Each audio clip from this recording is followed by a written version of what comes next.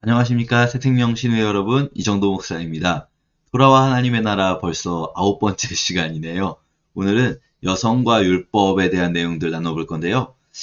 여성에 대한 규례가 굉장히 많습니다. 그것은 고대 사회에 그만큼 여성들이 굉장히 어려운 위치에 있었다는 것을 보여주는 이 반증이라고 할 수 있겠죠. 여성에 대한 율법이 굉장히 많기 때문에 저희가 이번 한 시간에 다 다루기보다는 그동안 사실 영상이 처음에 한 15분 하다가 막 30분, 막 1시간 막 이렇게 늘어나가지고 오늘은 좀 짧게 해야겠다. 보시는 분들도 다 보시기가 어려우실 것 같아서 여성과 율법을 좀 두 부분이나 아니면 세 부분까지 나눌 수 있을 것 같아요.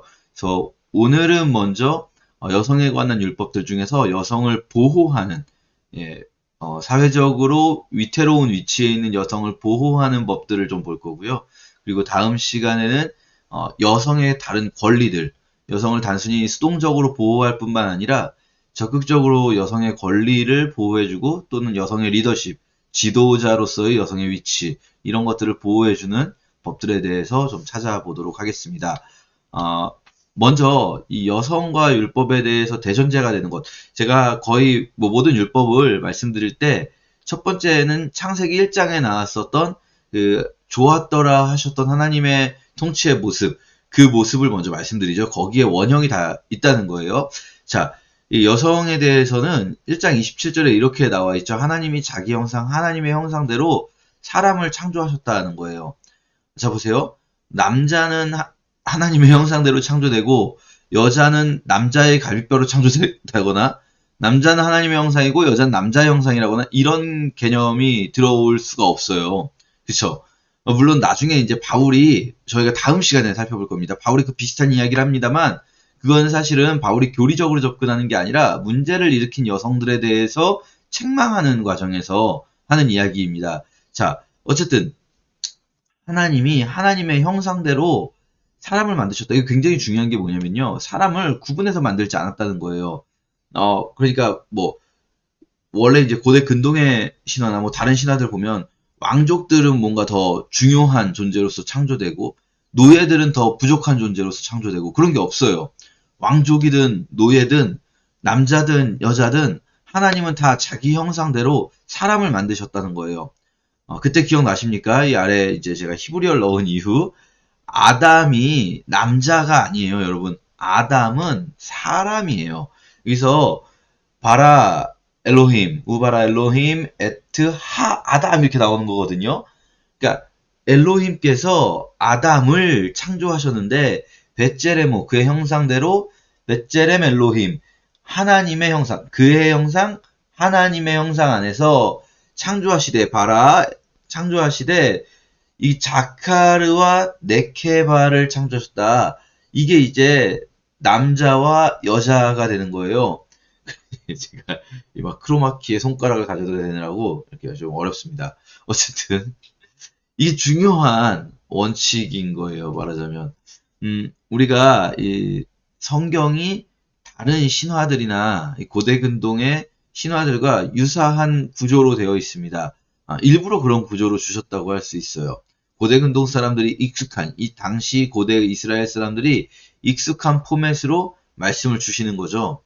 그렇기 때문에 저희가 자칫 보면 이거 그냥 베낀 거 아니냐 거의 뭐 똑같은 거 아니야 막 이런 생각을 할 수가 있어요. 길가메시 서사시 뭐 에리두 창세기 뭐 여러 가지들이 있어요. 뭐 심지어 법전의 형태 함무라비 법전 우르난무 법전 뭐 이렇게 고대 근동의 익숙한 패턴의 문학 작품들인데 그런데 성경의 다른 부분들은 그 안에 담고 있는 메시지가 다르다는 거예요.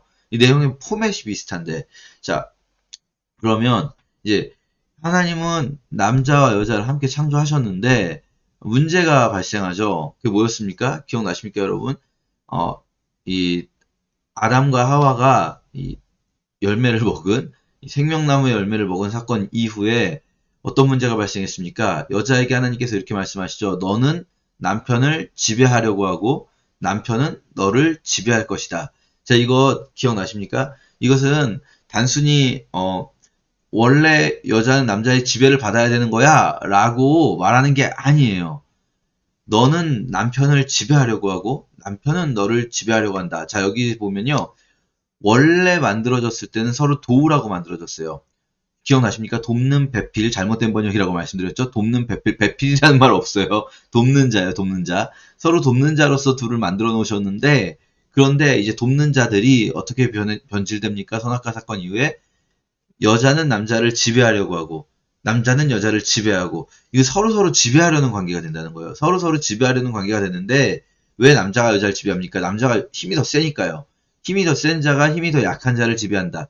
그러니까 이 선악과 사건 이후의 관계는, 태초의 관계는요, 남자와 여자인 동시에 모든 인간이라는 걸 기억하셔야 돼요.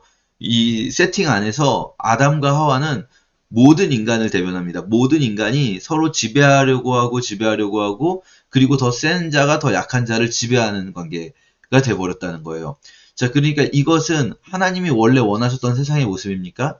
아니라는 거예요. 이거는 회복되어야 할 문제인 거지, 원래 처음부터 그렇게 만드신 거야.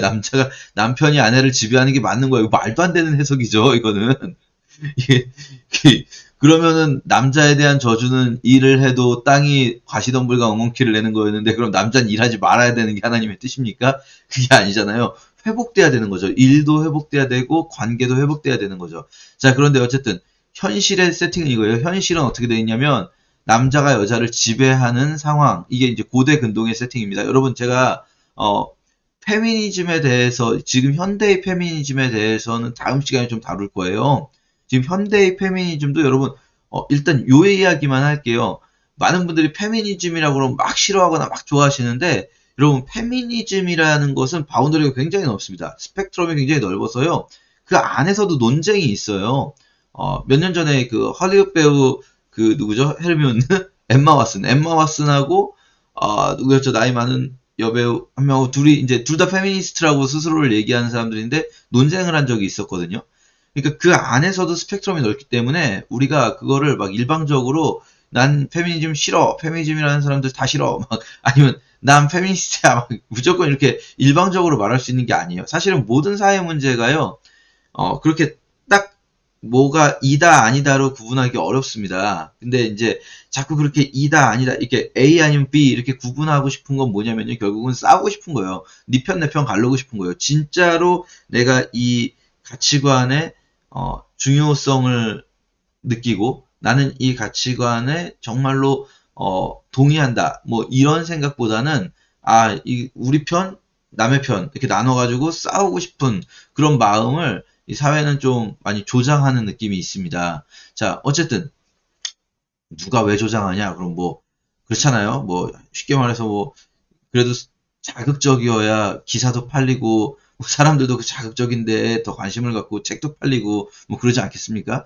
자, 어쨌든 이야기가 딴 이야기로 샜는데, 페미니즘에 관해서는 다음 주에 어쨌든 좀 이야기하도록 하고요. 오늘은 고대 사회의 세팅입니다. 지금 현대보다는, 물론 현대에 그렇다고 해서 이게 다 무시될 건 없어요. 이걸 현대에 어떻게 적용할까 우린 늘 고민해야 돼요. 자, 고대 사회의 세팅에서 여성들은요, 굉장히 지금도 뭐 그런 부분이 있습니다. 지금도 여전히 그런 부분이 있지만 굉장히 낮은 인권에 시달리고 있었어요. 몇 가지 법들을 살펴보도록 하겠습니다. 자, 첫 번째, 여성 포로의 규례입니다. 자, 전쟁을 했어요. 포로가 잡혀오죠. 포로들은 어떻게 될까요? 노예가 되는 게 일반적입니다. 자, 그런데 문제가 있어요. 남성 포로도 있겠죠.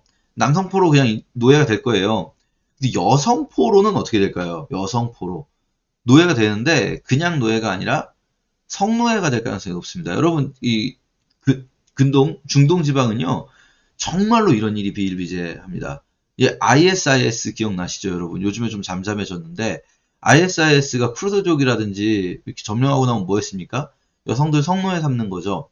아, 이게 중동 지역이요. 물론 뭐 대부분 지역이 다 그렇지만 중동은 특히 여성 인권에 대한 인식이 지금까지도 굉장히 빈약합니다.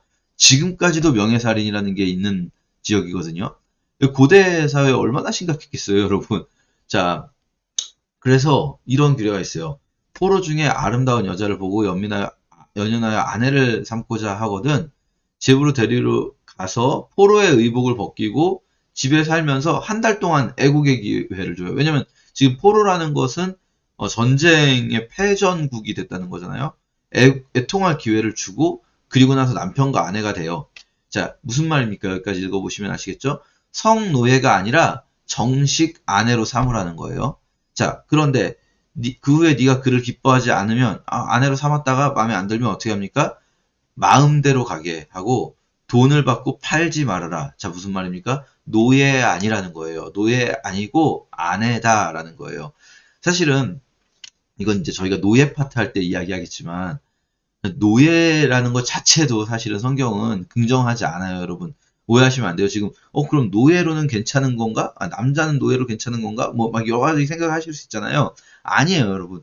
이게 아니라 당시에 워낙에 그런 일들이 비일비재했고 그것까지 이렇게 차단하면 사람들이 들어먹질 않아요, 문제는. 그렇기 때문에 이렇게 이 규례에서는 어, 여성을 최소한도 보호할 수 있게 해주는 거죠. 사실 법은 최소한의 도덕이라고 말씀드렸었죠. 이 최대한으로 정말 하나님이 원하시는 만큼 보호하려면 전쟁하지 말아라죠. 애초부터. 전쟁도 하지 말고 전쟁에서 죽다고 노예로 삼지도 말고 뭐 데려오지도 말고 네 마음대로 결혼하지도 말고 막 이렇게 되겠지만 최소한의 이 여성을 성노예로 삼는 그들에게 최소한의 지킬 수 있는 이 법을 주신 것이 여성을 데려가서 네가 그렇게 아름다운 여인을 보고 사랑하는 마음이 있다면 아내로 삼지 노예로 삼지 말라는 거예요. 자, 그러면 왜 남성 포로는 안 도와줍니까? 뭐 이런 생각할 수 있잖아요. 이게 여러분, 제가 요즘 페미니즘 논쟁이든 무슨 논쟁이든 볼 때마다 제일 안타까운 것이 우리가 약자를 보호한다고 할 때 세상에는 너무 많은 약자가 있어요. 항상. 그쵸? 근데 왜 저 약자만 보호해주고 얘는 도와주지 않아요? 라고 할 때 여러분 생각해보세요. 그러면 얘도 도와주지 말아야겠습니까? 아, 더 어려운 형편에 있는 사람부터 도와주고 이쪽도 도와주고 그렇게 가야 되는 거잖아요. 근데 얘를 도와주지 못할 거면서 얘는 왜 도와줍니까? 이거는요. 정말 초등학생 같은 생각인 거잖아요. 그쵸? 근데 좀 놀랍게도 우리가 그러고 있다는 거예요. 정말 많은 상황 속에서 우리 사회가 그것이 사실은 약간 감정적으로 흐르게 만드는 거죠. 논리적이기보다는 분노하게 하고 충동하고 그래서 여러분 생각해보세요. 지금 이 남성 포로는 왜 안 도와줍니까? 남성 포로 노예들도요. 노예에 관한 법들이 있습니다. 근데 이 포로를 노예로 하는 데 있어서는 법이 없거든요. 도와주고 싶은 게 하나님 마음이시겠지만 모든 걸 다 막아버리면 이 사람들 아무도 지키지 않을 거예요. 이 법을. 최소한 이것만큼은 막자 해서 성노예만큼은 막자는 거예요.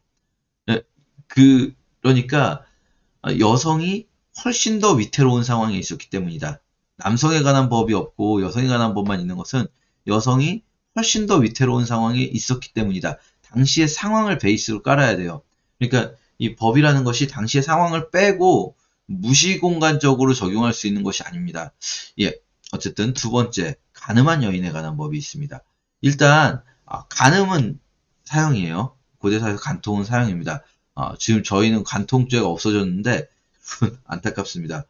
어쨌든 간음은 사형인데 근데 이런 경우가 있어요. 만약에 성 안에서 간통을 하면요 사형이에요 둘 다. 그런데 들에서 욕보였을 때는 남자만 죽이래요. 처녀에게는 아무 벌도 주지 말래요. 이 무슨 말일까요? 이 법은 도대체. 왜 성 안에서 간통하면 둘 다 사형? 들에서 간통하면 남자만 사형. 이렇게 될까요? 보세요. 27절 이렇게 되어 있습니다. 들에서 만났기 때문에 약혼한 그 처녀가 소리를 질러도 구하여 줄 사람이 없었을 것입니다. 자, 보세요. 강간과 합의한 간음을 구분하는 거예요. 그런데 여러분 고대 사회를 생각하셔야 돼요. 고대 사회는요. 지금처럼 방음이 잘 되는 문이 없습니다. 문이 이렇게 지금처럼 탁탁 맞아 들어가게 샤시가 있지 않고요. 집들도 굉장히 다닥다닥 붙어 있어요. 예, 고대 이스라엘의 유적들을 보면 집들이 다닥다닥 붙어 있고 그리고 그 집들 사이에 이렇게 뭐 사실은 커튼 같은 거 정도로 이렇게 문 비슷하게 만들었을 걸로 예상이 돼요. 뭐 경첩을 만드는 기술이 당시에 없었을 것이기 때문에 창문도 마찬가지고요. 뭐 당시 유리문이 있었겠습니까? 그러니까 성 안이 굉장히 그 타닥타닥 붙어 있어요, 집들이. 성 안에서 어떤 간통이 벌어지기 위해서는 이게 여자가 정말 그 뭐랄까요, 조금만 소리를 크게 내도 어 이게 보호될 수 있는 상황이 되는 거죠. 그런데 들에서는 아무것도 없잖아요. 도와줄 사람이 없잖아요. 그러니까 처녀가 소리를 질러도 구해줄 사람이 없었기 때문에 이 강간을 당했을 가능성이 높다라고 보는 거죠. 근데 사실 이 법을 보면서 또 우리가 생각해보면 그럴 수 있어요. 아니 그러면 여자들이 다 들에서 가늠하자라고 얘기하지 않겠는가. 들에서 가늠하면 가늠하다가 잡혀도 여자는 무죄가 되니까. 아니, 남자는 뭐 무조건 사형이잖아요. 지금 보면 성에서 하든 들에서 하든 남자는 무조건 사형, 여자는 들에서 하면은 무죄 이렇게 되잖아요. 이거 너무 이 억울한 일 아닙니까? 남성들 입장에서는. 이게 사실은 만약에 현대사였으면 CCTV가 있었다면 CCTV 확인하라는 법도 있었을 거예요. 근데 이제 고대 사회에서 이거 증명할 방법이 없잖아요. 그러면 사실은 간통을 저질러 놓고도 빠져나가는 여성들이 있을 수 있는 가능성이 충분히 있어요. 충분히 그럴 가능성이 있습니다. 그럼에도 불구하고 이런 법이 있다는 거는요. 실제로 들에서 수많은 여성들이 강간을 당하는 일들이 비일비재했었을 것이다. 저희가 이렇게 충분히 예상을 할 수가 있어요. 이 법이 아까 말씀드렸죠. 그냥 무시공간적인 맥락에서 이루어지는 것이 아니라 당시의 사회적인 맥락에서 많은 피해를 받고 있는 자들을 돕는 거거든요. 그러니까 이 여성 중에 일부가 간통을 하고도 들에서 했다는 이유로 빠져나갈 수 있는 법적인 허점이 있다는 것을 충분히 누구라도 생각할 수 있거든요. 누구라도. 그럼에도 불구하고 그들을 징계하는 것보다 더 중요한 것이 들에서 강간당해서 죽어가는 수많은 여성들. 그들이 또 사실 이렇게 뭐 저희도 그런 문화가 있었지만 강간을 당한 여성을 비난하는 그런 문화가 있잖아요. 그들도 유죄다. 저 여자도 더럽혀졌다. 그러니까 실제로 들에서 강간을 당하고 왔어요? 그리고 나서 강간당했다는 게 알려졌어요? 그럼 남자 여자를 둘 다 죽이는 그런 일들이 있었을 거예요. 이 여자가 뭐 원래부터 그럴만하게 자기 행실을 잘못했다라든가 뭔가 그럴 수 있잖아요. 근데요, 저 보세요. 이 법에서는요. 이 여자가 들에서 강간을 당했을 때 이 여자의 행실에 대해 문제 삼지 않아요. 죄가 없다고요. 그 여자는 죄가 없다고요. 강간을 당한 여성이 수치를 느낍니다. 왜 수치를 느껴야 돼요? 수치는 내가 나를 부끄러워하는 게 수치거든요. 왜 자신이 부끄럽습니까? 자기는 피해자인데 왜 피해자가 수치를 느껴야 됩니까? 이 법은요, 그러지 말라는 거예요. 그럴 죄가 없다는 거예요. 그 여성에게는. 자, 그래서 이 약자를 보호해주는 맥락에서 이런 법들이 있다라는 거 기억하셨으면 좋겠어요. 자, 여인의 서원 문제도 있습니다. 재밌는 법이죠. 사람이 서원하면요, 서원한 걸 다 갚아야 돼요. 서원이라는 건 이제 제사를 기억하셔야 돼요. 제물을 하나님께 드리는 겁니다. 그런데 제물을 드리는데 이 기본적인 법칙은 누구든지 하나님 제가 하나님께 드리겠습니다 했으면 드리는 게 맞는 거예요. 그런데 여성에 대해서는 부속 규례가 딸려 있어요. 여성에 대해서는요. 여자가 아비집에 있을 때, 그러니까 미혼 여성이에요. 미혼 여성이 아비집에 있을 때 여호와께 서원한 일이 있어요. 근데 아비가 듣고도 아무 말 없으면 서원을 행해야 돼요. 근데 아비가 듣고 허락하지 않으면 서원을 갚지 말라는 거예요. 이게 이제 뒤는 안 붙여놨는데 결혼한 여성은 남편에게 그 권리가 있습니다. 그러니까 남편이 아내가 서원을 했을 때 여자가 마음대로 자기 서원을 갚을 수가 없어요. 남편이 여성의 그 서원을 갚을지 말지를 결정할 수가 있는 거예요. 남편이 반대하면 혹은 아빠가 반대하면 여성은 그 서원을 갚을 수가 없는 거예요. 이 법을 보고도요. 또 어떤 분들은 맞아. 여자는 아빠나 남편의 지배를 받아야 돼. 아빠나 남편의 허락 없이는 서원도 갚을 수가 없는 존재야. 이렇게 해석을 하시는 경우가 있어요. 여러분, 생각해 보세요. 설마 지금까지 이렇게 맥락을 보실 때, 물론 우리가 다음 주에 또 더 많은 맥락들을 보시겠지만, 율법이 여성을 남자의 아래에 두고 있지 않다고요. 자, 그럼 이 법은 왜 있을까 생각을 해볼게요. 자, 고대 사회에서 실제로 그랬을 거예요. 여자가 재산 소유권이 없어요. 그래서 내가 이 재산을 내가 서원을 드리고 싶어도 재산을 소유하고 있는 것이 남자들이기 때문에 남자가 남편이든 아빠든 못하게 하면 못할 수밖에 없어요. 그러면 그 여자 어떻게 될까요? 서원을 했는데 안 갚은 여자가 되는 거예요. 그러니까 이게 뭐 속으로 생각한 거면 괜찮지만 이 여자가 이제 말을 할 거 아니에요, 사람들에게. 근데 그걸 말을 했고 또 뭐 만약에 레위인에게라도 말을 했는데 근데 못 갚으면 이 여자 어떻게 됩니까? 하나님께 약속을 어긴 여자가 되는 거예요. 근데 어떻게 할 수가 없어요. 당시에 이제 남편의 권력 또 아빠의 권력이 너무 셌고 당시 사회가 여성이 재산을 소유한다는 걸 인정해 주지 않아요. 여러분 주의하세요. 저희 다음 시간에 얘기하겠지만 율법은 여성의 재산 소유를 인정합니다. 여성의 재산 소유를 인정하는데 율법은 안 지켜져요. 그게. 그리고 이게 중동에 원래 있던 문화예요. 율법이 있기 전부터 형사취수제라든지 저희가 이제 다음 주에 그것들 다뤄볼 건데요. 여성이 재산을 소유할 수가 없기 때문에 여성은 남편이 죽으면 내가 재산을 소유하려면 반드시 그 남편의 아들이 있어야 돼요. 아들이 없으면 남자가 없으면요 여성은 재산을 소유할 수 없어요. 그래서 율법이 있기 전에 아브라함 때 생각해 보세요. 아브라함이 아들이 없었을 때 어, 사라가 하가를 통해서라도 아들을 낳아달라고 하죠. 그러니까 사라한테 필요한 건 뭐냐면요. 내가 으이구 내 새끼 하면서 할 아들이 필요한 게 아니라 법적으로 자기 이름으로 돼 있는 아들이 필요한 거예요. 왜 그러냐면요. 아브라함이 아들이 없이 죽으면 아브라함의 재산이 누구에게 갑니까? 사라에게 오지 않는 거예요. 사라에게 아들이 없으면 아브라함이 아무리 부자였더라도 남편이 죽고 아내가 미망인이 아들이 없으면 재산이 남편의 종 중에 제일 뭐랄까요? 남편이 신뢰하던 종, 그러니까 다메섹 사람 엘리에셀에게 재산이 넘어가게 돼 있는 거예요. 이거를 막을 수가 없어요. 아브라함이 사라를 아무리 사랑해도 이걸 막을 수가 없는 게 당시 사회 분위기가 그런 거예요. 이거는 여러분 율법이 아닙니다. 율법이 있기 전이고 아브라함은 당시에 가나안 땅에 살고 있는 거잖아요.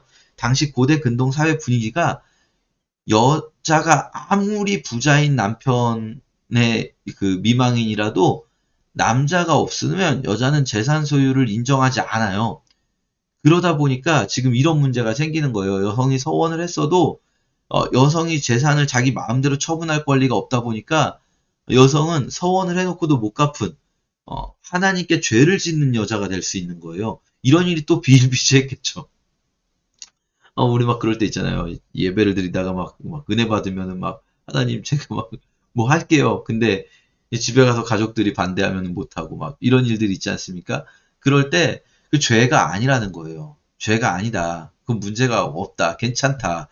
아비가 허락지 아니하셨던즉 여호와께서 사하시리라 용서하신다는 거예요. 여러분 이해되십니까? 이 법이 전혀 어떤 여성이 남자의 지배를 받아야 된다라는 걸 말하는 법이 아니다라는 거죠. 자, 그리고 의심의 소재. 요 법이 좀 길어요. 법이 길기 때문에 제가 제목부터 알려드립니다. 의심의 소재. 소재라는 말은 곡식 제사라는 뜻이에요. 자, 곡식으로 제사하는데 의심의 소재라는 게 민수기 5장에 나옵니다. 자, 세팅은 이래요. 한 남자가 여자와 동침하였으나 남편의 눈에 숨겨 드러나지 아니하였고 여자의 더러워진 일에 증인도 없고 잡히지도 아니하였어도 남편이 의심이 생겨 그 아내를 의심하였을 때, 자 보세요. 남편이 아내가 바람 피웠다고 의심을 하는데 그런데 13절에 보시면 증거가 없어요. 심증은 있으나 물증은 없는 상황이에요. 재밌죠? 이런 일 있지 않았겠습니까? 실제로? 여러분, 이 민수기법들은 재밌는 게 많아요. 레위기법은 그러니까 기본적인 베이스로 전달된 법이라면 민수기법은 상황들 속에서 만들어진 법이라고 할 수 있거든요. 그러니까 이런 상황이 갑자기 발생했는데, 뭐, 우리 다음 주에 살펴보겠지만, 슬로브아세 네 딸들도 갑자기 이런 상황이 발생했는데 모세 앞에 오는 거예요. 그럼 모세가 하나님께 기도해서 그 상황에 맞는 법이 새로 생기게 됩니다. 자, 그러니까 남편이 아내를 의심하는데 물증이 없을 때 그럼 어떻게 해야 되는가? 자, 그때 이제 아내가 더럽혀졌든지 않든지 일단 남편이 의심하면 아내를 데리고 제사장에 갑니다. 그래서 소제, 보리가루 제사를 헌물로 드리는데요. 이 제사, 이 보리가루 10분의 1 해보면 사실 크지 않아요. 엄청 큰 거 아닙니다. 자, 어쨌든 제사장은요, 여인을 가까이 오게 해서 여호와 앞에 세우고요. 토기에 거룩한 물을 담아요. 이 성전에서 쓰는, 성소에서 쓰는 물을 담는 거죠.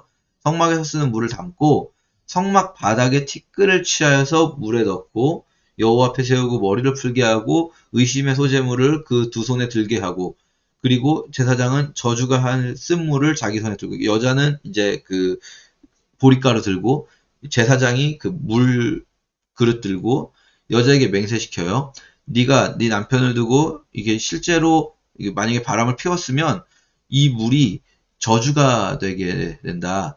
그래서 더럽힌 일이 없으면 이 물에 독을 면할 것이다. 자, 그러면서 만약에 더럽혔으면 이 여인이 이 물을 마셨을 때 넓적다리가 이렇게 마르고 배가 부어오르게 된다는 거예요. 이 물을 마셨을 때 넓적다리가 갑자기 막 말라지고 막 떨리고 배가 막 부어올라서 네 백성 중에서 저주거리, 맹세거리가 되게 하실 것이다. 이 저주가 되는 물이 창자에 들어가서 네 배가 부어오르고 넓적다리가 떨어지게 할 것이면 여자는 그대로 말을 따라하면서 아멘 아멘 해요. 자, 제사장이 그 저주의 말, 지금 읽은 그 저주의 말을 두루마리에 써서 글자를 쓴 물에 빨아놓고 이게 물에다가 이제 또 빨고 그 물을 마시는 거예요, 여자가. 그러면 이 물이 뱃속에 들어가면 써요. 속이 쓰리겠죠? 예. 그리고 나서 여인의 손에서 소재물을 취하여서 이제 하나님께 드리고요. 그리고 여인에게 물을 마시게 합니다. 자, 이게 이제 의심의 소재예요. 자, 이 법은 도대체 뭘 말하고 싶은 걸까요?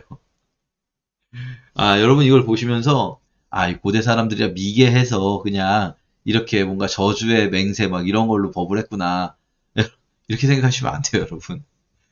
어, 현대인들의 오만은 뭐냐면요. 고대인들은 되게 멍청했을 것이라는 생각이에요. 여러분, 뭐, 이런 생각을 해볼 수 있잖아요. 여러분은, 엘리베이터가 작동되는 원리를 알아요. 아인슈타인은 엘리베이터가 작동되는 아인슈타인 때 엘리베이터 있었나요? 뭐, 뉴턴은 엘리베이터가 작동되는 원리를 몰랐을 거예요. 뭐, 스피노자도 몰랐겠죠. 여러분이 뉴턴이나 스피노자보다 지혜로울까요? 물론 여러분 너무 지혜로운 분들만 모아놓은 집단에 있어서 뭐 그런 분들도 계실 수 있겠죠. 일반적인 현대인들을 얘기하는 겁니다. 자, 현대인들이 과연 고대의 현인들이라는 사람들보다 지혜로울까요? 그렇지 않아요. 사람의 그 지능은요, 고대나 현대나 똑똑한 사람이 있었어요. 그쵸? 다만, 어떤 지식에 있어서, 뭐, 현대에는 더 많은 지식의 양이 존재할 수는 있겠죠. 하지만 그 지식이 똑똑한 게, 지혜로운 게 아니잖아요.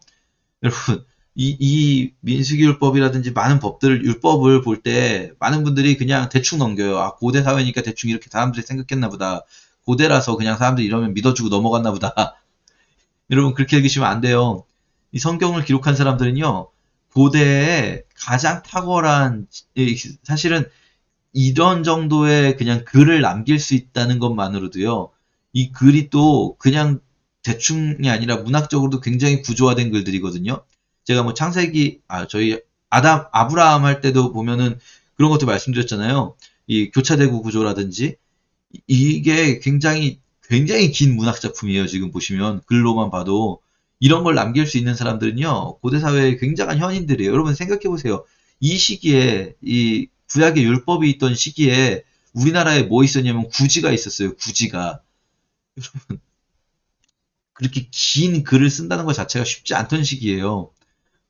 어쨌든 이 법은 도대체 그러면 뭘 말하고 싶은 걸까? 하나하나 좀 생각해 볼게요. 첫 번째는요, 이 법은요, 재판 청구권을 보장하는 겁니다. 고대 사회에서 이렇게 생각해 볼게요. 남편이 여성을 의심해요. 지금도 그런 일들이 있어요. 중동에서는. 그럼 어떻게 될까요? 남편이 아내를 그냥 죽입니다. 왜냐면 아내는 남편의 소유물로 여겨졌었기 때문에 그냥 죽이면 되는 거예요. 뭘 재판을 받습니까? 그러니까 가부장들에게 고대 사회의 가부장들에게 가족들의 생명을 처분할 수 있는 권리가 주어졌다라고 생각되던 문화였어요. 비슷한 법으로 이 의심의 소재랑 비슷한 맥락에서 뭐가 있냐면 폐륜한 아들을 죽이는 법이 있습니다. 여러분 재밌죠? 폐륜한 자녀를 죽이는 방법이 있어요. 어떻게 되냐면 어떤 자녀가 폐륜을 하였을 때 성문으로 데리고 가서 성문의 장로들이 판단을 하는 거예요. 성문의 장로들이 판단을 해서 이 사람이 폐륜아가 맞다라고 하면 죽일 수가 있는 거예요. 이 법이 왜 있을까요? 재판 청구권이에요. 이 법이 없었을 때는 어땠을까요? 이 의심의 소재든 폐륜한 아들을 죽이는 방법이든 이 법이 없었을 때는 가부장 마음대로인 거예요. 가부장이 그냥 죽이면 죽이는 거예요. 그냥 재판을 받지 않습니다. 그 저기 누구죠? 다말 유다가 이 유다 기억나십니까? 그 요셉네 넷째형 야곱의 아들 유다가 자기 며느리가 바람 피운 것으로 의심됐을 때 재판 없어요. 그쵸? 그냥 유다가 끌어내어 죽이라 이렇게 하거든요. 끌어내어 불에 태워 죽이라라고 그래요. 그럼 그냥 죽이는 거예요. 끌어내어 죽여라 그러면 죽이는 거예요. 그냥 가부장에게 직결 처분의 권리가 있었다고요. 그런데 이 법은 의심의 소재든 또는 그 폐륜한 아들을 죽이는 방법이든 재판을 받아야 한다는 거예요. 재판을 받아요. 여러분 제가 최근에 이거에 관해서 되게 재밌는 영화 봤는데요. 모리타니안이라는 영화 있거든요. 되게 재밌습니다. 여러분 한번 보세요. 예, 조디 포스터랑 베네딕트 컴버비치 나오는데 자 어쨌든 첫 번째 재판 청구권을 보장하는 거다. 두 번째 뭐가 있냐면 무죄 추정의 원칙이다. 자 여러분 생각해 보세요. 이 법이 어떤 법인지 한번 생각해 볼게요. 물을 들고 있어요. 그리고 그 물에다가 성막 바닥의 그 성소 바닥의 흙을 취하여서 좀 넣어요. 자, 이 물 무슨 물입니까? 흙탕물이에요. 그냥 흙탕물. 그리고 사실 흙이 많지도 않았을 거예요. 성소는요, 굉장히 깨끗하게 청결하게 유지되고 있지 않았겠습니까? 그냥 좀 흙 좀 탔겠죠. 약간의 먼지 들어간 물이에요. 그냥 물이죠. 먼지 들어간 물. 자, 그리고 나서 그 두루마리를 빨았습니다. 자, 이제 두루마리 빤 흙탕 물이에요. 그쵸? 자, 이걸 마시면 무슨 일이 일어날까요? 아무 일도 일어나지 않을 가능성이 높겠죠. 그쵸? 아무 일도 일어나지 않을 거예요. 이 법이 만약에, 저희가 생각해 볼게요. 이 법이 만약에 이렇게 돼 있었으면 어땠을까요? 이 법이. 이 물을 마셨을 때, 무죄라면, 갑자기, 배가 부어오른다거나, 배가 들어간다거나, 무죄라면 어떤 일이 일어나야 돼요. 무죄라면 어떤 일이 일어나야 되고, 유죄라면 아무 일도 일어나지 않아야만 유죄다. 아무 일도 일어나지 않으면 유죄, 그리고 뭔가 막 배가 불어오르거나 넓적다리가 마르거나 이런 일이 일어나면 무죄다. 라고 하면요, 여러분, 생각해보세요. 이 여성 입장에서, 기적이 일어나야 되는 거예요, 기적. 기적이 일어나서, 진짜 이거 그냥 두루마리 빤 흙탕물인데 이걸 마셨을 때, 갑자기 뭔가 기적적인 뭔 일이 일어나야만 내가 무죄가 증명되는 거예요. 그러면 이거는요, 대부분 유죄입니다. 대부분 유죄가 나왔을 거예요. 근데 이 법은 거꾸로예요. 이 여성의 마음도 얼마나 무섭겠어요. 기적이 일어나지 않으면 내가 유죄인데 기적이 일어나지 않으면. 근데 이 법은 어떻게 되어 있습니까? 유죄일 경우에 배가 불러오르고 넓적다리가 마르는 거예요. 자, 여러분 생각해 보세요. 실제로 어떤 경우가 더 많았을까요? 실제로 기적적인 일이 막 일어나는 일이 여러분의 삶 속에 많으십니까? 실제로는 아무 일도 일어나지 않았을 거예요. 대부분의 경우에. 정말 대부분의 경우에. 배가 부어오르는 사람도 있었겠죠. 실제로 간통을 해서 임신한 사람들 배가 부어오르겠죠. 그럼 유죄인 거예요. 간통을 할 빼도 박도 못할 상황이 되니까요. 이 법은요, 사실상 특별한 하나님의 개입으로 진짜 기적 같은 일이 벌어지지 않는 이상, 무죄로 추정해주자는 거예요. 증거가 없는 상황에서 이 여성을 보호해주자는 거예요. 거꾸로 생각할게요. 왜 이런 법이 있어야 했을까요? 얼마나 많이 이런 상황이 있었겠습니까? 얼마나 많이 고대 사회에서 여성이 간음했다라는 누명을 쓰고 실제로는요 더 안 좋은 건 뭐냐면 실제로 여성이 간음했다는 의심도 하지 않으면서도 남자가 다른 여자를 본처 자리에 앉히고 싶을 때 다른 여자랑 이렇게 결혼을 하고 싶을 때 자기 있는 이 아내를 자기가 지탄받지 않게 처리할 수 있는 제일 쉬운 방법이 뭘까요? 이 여자 간음했다라고 하고 그냥 죽여버리는 거예요. 쫓아버리거나 죽여버리는 거죠. 얼마나 많이 그런 일이 있었을까요? 그렇기 때문에 여기에 대한 법이 반드시 필요했던 거예요. 흥미로운 것은요, 이 법이 여기에 대한 법이 우르난무 법전에도 있고요. 함무라비 법전에도 있어요. 재밌죠? 여러분, 어, 이런 일이 실제로 많았다는 거예요. 그러니까 이 법들이 있어야 되는 거예요. 이 법 반드시 있어야 돼요. 근데요, 함무라비 법전 보시면 똑같은 세팅이에요. 한 자유인의 아내가 다른 남자와 관계 때문에 지탄을 받고 있는데 현장에서 잡히지 않았다. 자, 의심은 되는데 물증이 없다. 자, 그때 어떻게 해야 되는가? 함무라비 법전은요, 이렇게 말해요. 그녀는 자신의 남편을 위해서 스스로 강물에 뛰어들어야 한다. 이 이제 강물에 뛰어드는 게 투신자살이 아니고요. 강물재판이라는 겁니다. 함무라비 법전에서 보면 강물재판이라는 게 있거든요. 2조에 있는 그 흑마술을 사용했다, 저주의 마술을 사용했다라고 여겨지는 사람도 강물재판을 받는데, 강물재판은 강에 뛰어들어요. 한강 같은 굉장히 큰 강이었을 겁니다. 강에 뛰어든 다음에 이 여자가 수영으로 나올 수 없을 정도의 강에 뛰어들어야 돼요. 이게 수영으로 나올 수 있을 정도의 강에 뛰어들면 안 되고, 한강 같은 그런데 한가운데 떨어뜨리는 거예요. 그래 놓고 이 여자가 살아나오면, 그러니까 막 물에 휩쓸려가지고 이렇게 살아나올 수도 있잖아요. 살아나오면 무죄, 강에서 죽으면 유죄. 자, 이거는 거꾸로, 이것도 물론 재판의 기회를 주는 건 맞아요. 그쵸? 함무라비 법전도 재판의 기회를 줍니다. 그런데 유죄일 확률이 더 높은 유죄 추정의 원칙이 되는 거예요.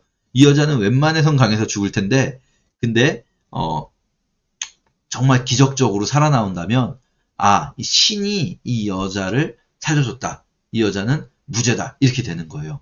무죄 추정이에요. 유죄 추정인 거죠. 함무라비 법전은. 재밌는 게 또 하나 있는데요. 이 강물재판이라는 게 어디서 또 나오냐면, 중세시대에 마녀 사냥할 때 나옵니다. 중세시대에 마녀 사냥할 때, 이제 마녀 사냥할 때 마녀를 판단하는 방법이 있어요. 이 여자가 마녀인지 아닌지 판단하는 4가지 방법이 있거든요. 그 마녀의 망치라는 이 교황청에서 발행한 교범이 있습니다. 마녀의 망치에 나오는 이 재판법인데요. 그 중에 하나가 강물재판이에요. 재밌죠? 함무라비 법전에 나왔던 강물재판이 여기에 나와 있어요. 이 마녀의 망치에. 근데 함무라비 법전보다 좀 더 이상해요. 이거 어떻게 되냐면요. 여자를 강물에 빠뜨려요. 그래서 여자가 강물에 빠져 죽으면 무죄예요. 그리고 여자가 살아나오면 유죄예요. 마녀라서 그 마법으로 살아나온 거예요. 그래서 살아나오면 화형이에요. 이거는요, 되게 재밌지 않습니까? 빠져 죽으면 무죄로서 죽는 거고요. 살아나오면 유죄로서 죽는 거예요. 어떻게든 죽어요. 죽을 수밖에 없어요. 무조건 죽는 거예요. 살아나오면 화형으로 죽고, 빠져 죽으면 익사로 죽는 거죠. 이게 누구에 의해서 자행됐냐면, 당시에 기독교인들이라는 사람들에 의해서 자행된 거예요. 기독교인들이에요. 기독교인들이 이런 짓을 했어요. 저는요, 이거는 정말, 당시 사람들은 이 율법을 몰랐겠구나. 적어도 이 율법을 알고도 그런 식으로 법을 만들었다면 정말 이해할 수 없는 일이다 라고 생각합니다. 당시의 사람들 성경에 정말 무지했죠. 무지할 수밖에 없었죠. 사실 중세에는 이 라틴어 성경밖에 인정을 안 했고, 사람들이 성경을 직접 읽을 수가 없었으니까요. 가르쳐주는 대로만 들어야 되는데, 어디 뭐 이런 거 가르쳐 줬겠습니까? 맨날 사실 설교라는 게 뭐 비슷한 본문으로 매번 하잖아요. 그러니까 중세 교회가 과연 뭐 이런 율법들을 알려주지 않았겠죠. 가슴 아프게도 수많은 여성들이 이런 그 마녀 사냥에 의해서 죽어갔고요. 또 고대 사회에 뭐 남편의 의심으로 죽어갔다는 거죠. 저희가 죄송합니다. 저희가 오늘 이 몇 가지 법들 살펴봤는데요. 뭐 짧게 하겠다고 해놓고 오늘도 짧진 않았네요. 죄송합니다. 어쨌든 오늘 약간 뒤가 약간 끝나지 않은 듯한 느낌으로 끝나는데요. 다음 주에 이어서 여성에 관한 법들 하면서 오늘 끝맺지 못한 이야기들 이어하도록 하겠습니다. 감사합니다.